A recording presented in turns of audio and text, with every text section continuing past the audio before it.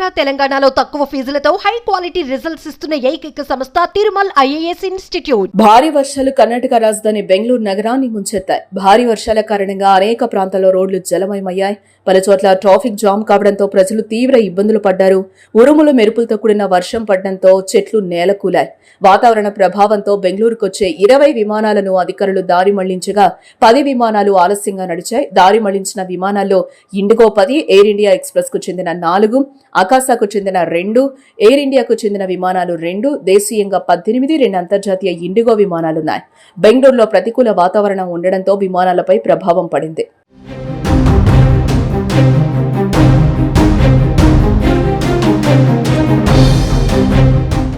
ఇక మరోపక్క నిన్న ఉదయం నుంచి బెంగళూరు నగరంలో వాతావరణం చల్లబడి వర్షం ప్రారంభమైంది.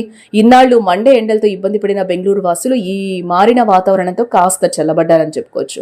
ఊపిరి పీల్చుకున్నారు. పలు ప్రాంతాల్లో ఈదురుగాలులు, భారీ వర్షాలు కురవడంతో ఎండల తీవ్రత నుంచి ఉపశమనం లభించింది. ఇక ఉదయం నెమ్మదిగా ప్రారంభమైన వర్షం కాసేపట్లో భారీ వర్షంగా మారింది. ఉరుములు మెరుపులు, వడగళ్లతో బీభత్సం సృష్టించింది. పలుచోట్ల విద్యుత్ సరఫరా నిలిచిపోయింది. బెంగళూరు రూరల్ జిల్లా హోసకోటలో వడగళ్ల వానలు పడిన వీడియోను ఎక్స్ యూజర్ షేర్ చేశాడు. ఈదురుగాలులతో పాటు బెంగళూరు నగరంలోని ఉత్తర పశ్చిమ ప్రాంతాల్లో భారీ వర్షాలు కురిశాయి. రాబోయే 2-3 రోజుల్లో నగరం అంతటా వర్షాలు కురిసే అవకాశం ఉందని వాతావరణ శాఖ తెలిపింది.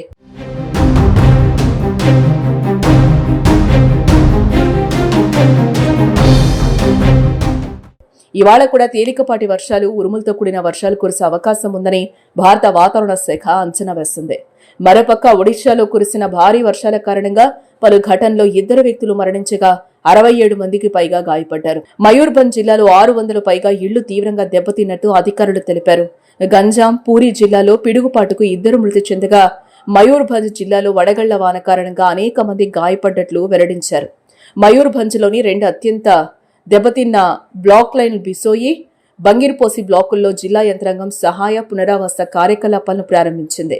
భారీ వర్షాలు కొనసాగే అవకాశం ఉండడంతో వాతావరణ శాఖ హెచ్చరికలు జారీ చేసింది.